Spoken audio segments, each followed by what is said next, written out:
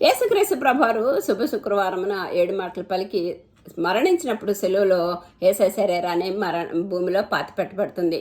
శనివారం ఏం చేశారని ఆలోచన చేసినట్లయితే ఆదాం అనే ఒక మనిషి ద్వారా పాపం ద్వారా మరణం అందరికి ప్రాప్తించింది. అనేది యేసయ్య వచ్చేంత వరకు పరిశుద్ధుల యొక్క ఆత్మల శరీరాలు భూమిలో పాతి పెట్టబడినాయి.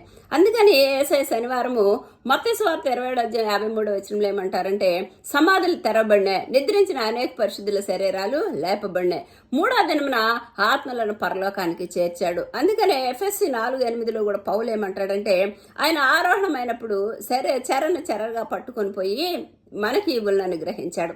అంటే ఆ పరిశుద్ధుల యొక్క ఆత్మలన్నీ తీసుకొని దేవాదేవుని దగ్గరికి వెళ్ళి పునరుద్ధాన దినమున నిర్దోషమైన రక్తాన్ని ప్రోక్షించి వాళ్ళ ఆత్మలకు విమోచన కలిగి చేశాడు. మనం కూడా బాప్తీసం తీసుకొని ప్రభురాత్రి భోజనం తీసుకున్నప్పుడు ప్రభువాన ఆత్మని చేతి సమర్పించినప్పుడు మనం చనిపోయిన తర్వాత మన ఆత్మ పరలోకాన్ని చేరుతుంది.